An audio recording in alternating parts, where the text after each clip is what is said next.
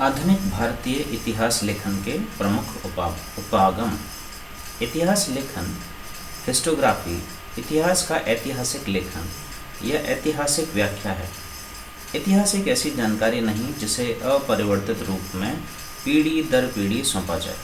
ऐतिहासिक परिस्थितियों की व्याख्या की जानी चाहिए और स्पष्टीकरण प्रमाणों के विश्लेषण पर आधारित होने चाहिए। तर्क वितर्क से उपजे सामान्यीकरण प्रदान किए जाने चाहिए।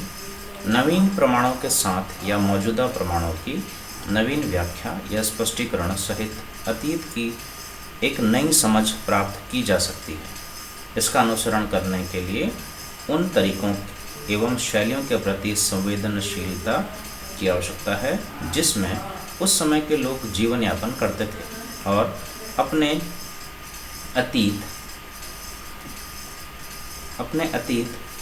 के बारे में सोचते थे। इतिहास लेखन के उपागम ज्ञान के रूप में इतिहास को समझने की भूमिका बन जाते हैं। व्यापक रूप से इतिहास के 4 संप्रदाय स्कूल हैं: औपनिवेशिक, राष्ट्रवादी, मार्क्सवादी एवं अधीनस्थ उपाश्रित। हालांकि इतिहास लेखन के 2 अन्य संप्रदाय संप्रदायवादी एवं कैम्ब्रिज भी हैं। औपनिवेशिक उपागम। औपनिवेशिक उपागम या इतिहास लेखन 2 अर्थों में प्रयोग किया जाता है। एक औपनिवेशिक देशों के इतिहास से संबंधित है, जबकि दूसरा ऐसे कार्य की ओर इशारा करता है जो प्रभुत्व की औपनिवेशिक विचारधारा से प्रभावित था। आज अधिकतर इतिहासकारों ने औपनिवेशिक उपागम के दृष्टिगत लिखा है।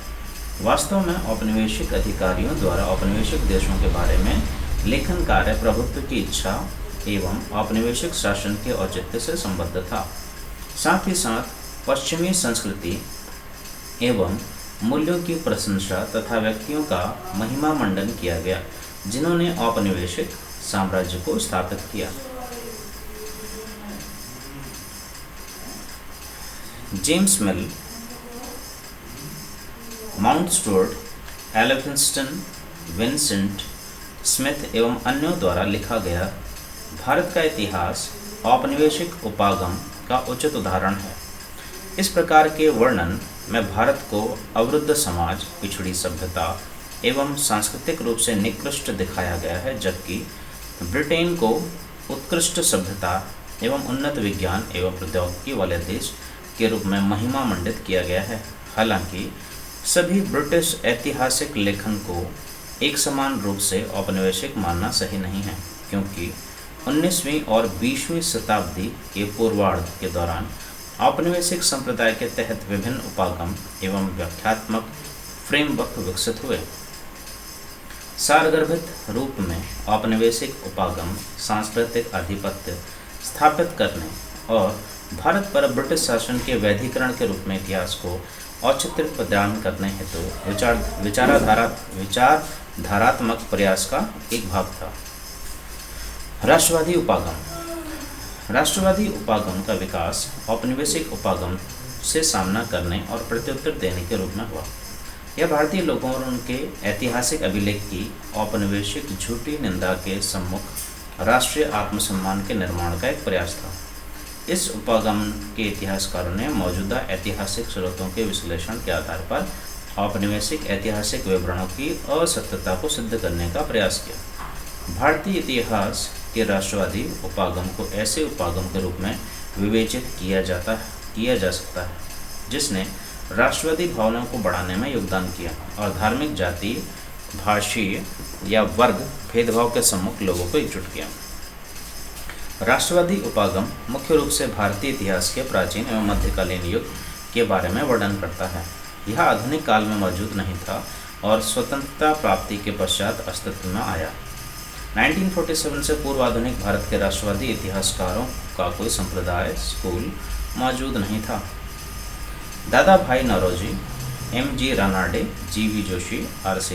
दत्त, K.T. तेलंग, G.K. गोखले एवं D.E. वाचा जैसे 11 अकादमिक राष्ट्रवादी अर्थशास्त्रियों द्वारा 19वीं शताब्दी के अंत में उपनिवेशवाद की विस्तृत एवं वैज्ञानिक आलोचना विकसित की गई। 20वीं शताब्दी के पूर्वार्ध में के टी शाह, V.C. काले, C.M. वकील, D.R. गॉडगिल, ज्ञानचंद, VKR राव वाडिया एवं मर्चेंट जैसे कई अकादमिक अर्थशास्त्रियों ने उनके पदाचिन्हों का अनुसरण किया। राष्ट्रवादी उपागम ने सामाजिक सुधार आंदोलनों को उचित स्थान दिया, लेकिन उनका इस ओर आलोचनात्मक दृष्टिकोण नहीं रहा और उन्होंने अक्सर निम्न जाति और जनजातियों द्वारा चलाए गए मुक्ति आंदोलनों की उपेक्षा की। उन्होंने ऐतिहासिक विकास में भारत की उत्कृष्टता को सिद्ध करने के प्रयास में भारतीय सामाजिक संस्थाओं के ऐतिहासिक मूल्यांकन की उपेक्षा कर दी। कुल मिलाकर इस उपागम ने आर्थिक, सामाजिक और सांस्कृतिक इतिहास की उपेक्षा की। मार्क्सवादी उपागम। मार्क्सवाद ने उल्लेखनीय रूप से भारतीय इतिहास लेखन की अधिकांश प्रवृत्ति को किसी न किसी तरीके से प्रभावित किया। भारतीय इतिहास के सभी क्षेत्रों में, चाहे इसे काल या विषय द्वारा विभाजित करें, मार्क्सवादी इतिहासकारों ने महत्वपूर्ण योगदान किया। विभिन्न क्षेत्रों में उनके कार्यों ने इतिहास लेखन के मार्ग या दिशा को परिवर्तित किया।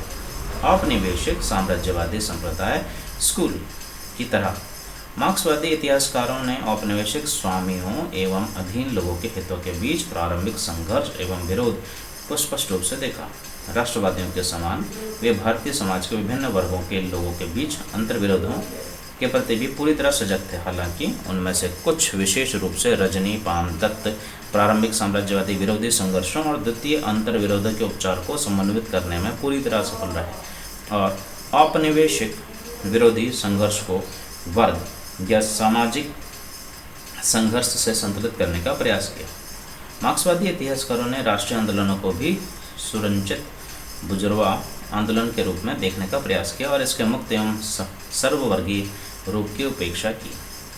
अधीनस्थ उपाश्रित उपागम। अधीनस्थ या उपाश्रित अध्ययन शीर्षक ऐसे विवरणों की श्रृंखला है जिसे शुरू में रंजित गुहा के संपादकत्व में प्रकाशित किया गया। अधीनस्थ उपागम संप्रदाय की शुरुआत मौजूदा इतिहास लेखन के आलोचक के रूप में 1980 के दशक में हुई। इसने अपने प्रवर्तकों के माध्यम से अन्य ऐतिहासिक उपागमों पर लोगों की आवाज़ की उपेक्षा करने का आरोप लगाया। शुरू से ही अधीनस्थ उपागम ने बताया कि भारतीय इतिहास लेखन की समस्त परंपरा का झुकाव अभिजात्य वर्ग की तरफ है, अतः यह पक्षपाती है। अधीनस्थ उपाश्रित इतिहासकारों के दृष्टिकोण से औपनिवेशिक काल में भारतीय समाज में मूलभूत विरोध एवं संघर्ष एक तरफ कुलीन भारतीय एवं विदेशी दोनों और दूसरी तरफ उपाश्रितों के बीच था, न कि उपनिवेशवाद और भारतीय लोगों के बीच। वे विश्वस्त हैं कि भारतीय लोग कभी भी एक साझा साम्राज्यवाद विरोधी संघर्ष में एकजुट नहीं हुए थे। इसके बावजूद वे मानते हैं कि दो भिन्न आंदोलन या धाराएं थी, एक उपाश्रितों की वास्तविक साम्राज्यवाद विरोधी धारा और दूसरी कुलीन की झूठी राष्ट्रीय आंदोलन धारा। कुलीन धारा भारतीय राष्ट्रीय कांग्रेस के पदाधिकारियों के नेतृत्व में कुलीनों के बीच शक्ति के लिए संघर्ष हेतु झुंड से थोड़ा अधिक थी। हालांकि अधीनस्थ उपाश्रित संप्रदाय स्कूल, जिसने शुरू में आम लोगों के दृष्टिगत इतिहास लिखने की वचनबद्धता दिखाई थी, लोगों की स्वयं की सचेतता पर आधारित थी। नवीन स्रोतों की खोज नहीं कर पाया जो लोकप्रिय अवधारणाओं को अधिकाधिक प्रतिबिंबित कर सके। इसका नवीन लेखन निरंतर उसी पुराने कुलीन स्रोतों पर आधारित था। संप्रदायवादी उपागम। राष्ट्रवादी इतिहासकारों की भांति संप्रदायवादी इतिहासकारों ने मध्यकालीन भारत और औपनिवेशिक काल की पाठ्यपुस्तकों के औपनिवेशिक इतिहास लेखन तक स्वयं को पूरी तरह सीमित किया। भारतीय संप्रदायवादी इतिहासकारों द्वारा निर्मित सामान्यीकरण को ब्रिटिश इतिहासकारों और प्रशासकों के लेखन में ढूंढा जा सकता है। संप्रदायवादी मतानुसार भारत का मध्यकालीन इतिहास हिंदू मुस्लिम मतभेद एवं संघर्ष की एक लंबी कहानी थी। हिंदू और मुस्लिम स्थायी रूप से शत्रुता शिविरों में विभाजित थे, जिनके आपसी संबंध कड़वे, शत्रुतापूर्ण, विरोधात्मक एवं अविश्वासी थे। ये विचार न केवल इतिहासकारों के लेखन में प्रतिबिंबित हुआ, अपितु सांप्रदायिक राजनीतिक नेताओं के हाथ में यह अधिक उग्र एवं विषाक्त रूप में सामने आया। दूसरे यह विचार के मध्यकालीन भारत में मुसलमानों ने शासक वर्ग का निर्माण किया और हिंदुओं पर शासन किया तथा हिंदू शासित अधीन एवं पराधीन थे प्रचारित किया गया। कैम्ब्रिज स्कूल उपागम। कैम्ब्रिज संप्रदाय या स्कूल उपागम का मत है कि औपनिवेशिक काल के दौरान भारतीय समाज मूलतः क्षैतिज एवं लंबवत भागों द्वारा चरितार्थ हुआ और भारतीय राजनीति का स्थानीय एवं क्षेत्रीय सरदारों के बीच गुटी शत्रुता एवं प्रतिस्पर्धा द्वारा सीमांकन हुआ। इस प्रकार उनके मतानुसार औपनिवेशिक शासन के अंतर्गत मूलभूत विरोध साम्राज्यवाद और भारतीय लोगों के बीच नहीं था, अपितु भारतीयों के बीच था। इसके अतिरिक्त कैम्ब्रिज स्कूल इतिहासकार कहते हैं कि भारतीय राष्ट्रवाद और भारतीय लोगों का औपनिवेशिक शोषण के विरुद्ध संघर्ष का उत्पाद नहीं था, अपितु ब्रिटिश शासकों द्वारा प्रदत्त लाभों को प्राप्त करने के लिए भारतीयों के बीच था। राष्ट्रीय आंदोलन के नेता महान विचारों से प्रेरित नहीं थे, अपितु उसके पश्चात मिलने वाले भौतिक लाभों एवं शक्ति से प्रेरित थे। इस उपागम के कई इतिहासकारों एवं शोधार्थियों द्वारा विद्वानों द्वारा इस आधार पर आलोचना की गई है। यह तथ्यों को मानव व्यवहार से हटाकर देखता है और राष्ट्रवाद को पाश्विक राजनीति के स्तर पर ले जाता है। उदारवादी एवं नव उदारवादी व्याख्या। साम्राज्यवाद उपनिवेशवाद का पुनर्मूल्यांकन 1980 के दशक से प्रारंभ हुआ। कैन एवं हॉपकिंस 1993, पैट्रिक ओब्राइन 1988 तथा डेविस एवं हट्टनबैक 1986 ने उपनिवेशवाद के चरित्र को लेकर मार्क्सवादी एवं वाम उदारवादी प्रबुद्ध वर्ग के कुछ निष्ठापूर्ण विचारों एवं दृष्टिकोणों पर प्रश्न उठाना शुरू किया। इस उपागम के प्रस्तावक तर्क देते हैं कि उपनिवेशों का आर्थिक शोषण पूरी तरह से ब्रिटिश लोगों के लिए फायदेमंद नहीं था। औपनिवेशिक क्षेत्रों में ब्रिटिश औद्योगिक वस्तुओं के लिए बाजारों की उपलब्धता और बाहरी देशों या बाजारों में पूंजी निवेश, भारत में रेल परिवहन की व्यवस्था करना, ब्रिटेन में घरेलू निवेश को हतोत्साहित और नवीन औद्योगिक विकास को प्रभावित कर सकता था।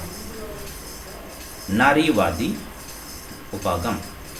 इतिहास लेखन में लगभग सभी मुख्य प्रवृत्तियां औपनिवेशिक से लेकर अधीनस्थ उपाश्रित उपागम इतिहास में महिलाओं की वास्तविक स्थिति,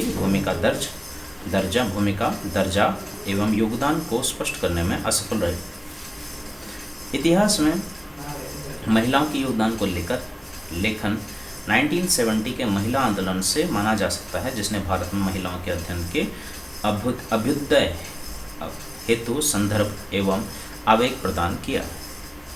तनिका सरकार ने बताया कि स्थापित एवं स्वचेतन परंपरा के तौर पर महिला इतिहास की शुरुआत 1970 के दशक से शुरू हुई, क्योंकि कई नारीवादी बुद्धिजीवियों ने बलात्कार, दहेज एवं घरेलू हिंसा के विरुद्ध शक्तिशाली एवं उग्र आंदोलनों में स्वयं को संलग्न किया। महिलाओं के प्रति लेखन B.R. नंदा द्वारा संपादित इंडियन वुमेन फ्रॉम पर्दा टू मॉडर्निटी जैसे कार्य के साथ शुरू हुआ। महिलाओं की अत्यंत दयनीय स्थिति को पंडिता रमाबाई द्वारा लिखित the high cast Hindu women 1887 और कैथरीन मेयो द्वारा लिखित मदर इंडिया 1927 में दर्शाया गया है। भारतीय सभ्यताओं में महिलाओं की स्थिति और दर्जे से संबद्ध अन्य लेखकों में B.C. Law women in Buddhist literature 1927, I.B. Horner women under primitive Buddhism 1930 और A.S. Altekar the position of women in Hindu civilization from the prehistoric times to the present 1938 प्रमुख हैं। दिन ब दिन सैकड़ों हाजिर जवाब बाबू उनके अंग्रेज अत्याचारों के खिलाफ अपने क्रोध रोष को बेहद तीक्ष्ण एवं प्रभावी समालोचना के तहत सामने रख रहे हैं। इस प्रकार इसमें कोई शंका नहीं है कि इन अखबारों को पढ़ने वालों के मस्तिष्क में गंभीर विश्वास उपजेगा कि हम सभी समस्त मानव जाति के शत्रु हैं और विशेष रूप में भारत के। लॉर्ड डफरन 1886 में समाचार पत्र में छपी सामग्री पर हाल के वर्षों में भारत के इतिहास का सृजन बेहद तीव्र हो गया है तथा इसकी कुछ व्याख्या का आह्वान किया जा सकता है। इसके दो तरफा कारण हैं। भारतीय परिदृश्य में होते परिवर्तनों को तथ्यों की पुनर्व्याख्या की आवश्यकता है और भारतीय इतिहास के ज़रूरी तत्वों के बारे में इतिहासकारों के दृष्टिकोण में होते परिवर्तन हैं। कुछ इतिहासकारों ने विलंब से शुरू नवीन प्रवृत्ति, जिसे इसके प्रस्तावकों द्वारा पाश्चात्य उपागम के रूप में विवेचित किया गया, जिसने सभी पूर्व के ऐतिहासिक लेखन मार्क्सवादी परिप्रेक्ष्य पर आधारित समेत को नकार दिया और इस पुरातन दिशाहीन इतिहास लेखन की को उपाश्चात्य उपागम से प्रतिस्थापित करने का दावा किया। विपिन चंद्रा। सारांश। आधुनिक भारत के अध्ययन हेतु इतिहास के प्रमुख उपागम जेम्स मिल, एलिफिंस्टन, वी.ए. स्मिथ एवं अन्य जैसे इतिहासकारों एवं लेखकों द्वारा प्रस्तुत औपनिवेशिक उपागम ने भारत को अवरुद्ध एवं पिछड़े समाज एवं सभ्यता के तौर पर चित्रित किया और जबकि अपने देश ब्रिटेन को गौरवशाली रूप में प्रस्तुत किया। इस उपागम ने भारत का ब्रिटिश द्वारा औपनिवेशीकरण को न्यायोचित ठहराया। राष्ट्रवादी उपागम ने औपनिवेशिक उपागम के दावे को नकार दिया और ब्रिटिश शासन द्वारा भारत के शोषण को प्रस्तुत किया। मार्क्सवादी उपागम ने भारत में इतिहास लेखन की कला को प्रभावित किया। मार्क्सवादी उपागम ने औपनिवेशिक और साथ ही साथ राष्ट्रवादी उपागम की मूलभूत कमजोरियों को सामने रखा। संप्रदायवादी उपागम ने, जो मध्यकालीन भारत के औपनिवेशिक इतिहास लेखन पर आधारित था, हिंदू और मुस्लिम को दो भिन्न समूह के रूप में देखा जो स्थायी रूप से शत्रु शिविरों में विभाजित थे। कैम्ब्रिज उपागम ने भारतीयों के बीच अंतर्विरोधों को देखा, न कि साम्राज्यवाद और भारतीय लोगों के बीच। उपाश्रित उपागम ने लोगों की आवाज़ की उपेक्षा करने का आरोप मौजूदा सभी उपागमों पर लगाया, यद्यपि उसने लोगों की स्वचेतना पर आधारित नवीन इतिहास लिखे जाने का दावा किया, तथापि यह अपने कार्य में सफल नहीं हो पाया। उदारवादी और नव उदारवादी उपागम की शुरुआत 1980 के दशक में इंग्लैंड में हुई। इस उपागम के अनुसार भारत में ब्रिटिश शासन उतना दमनात्मक या शोषणकारी नहीं था जितना वाम राष्ट्रवादी उन्मुख उपागम ने इसे प्रचारित किया।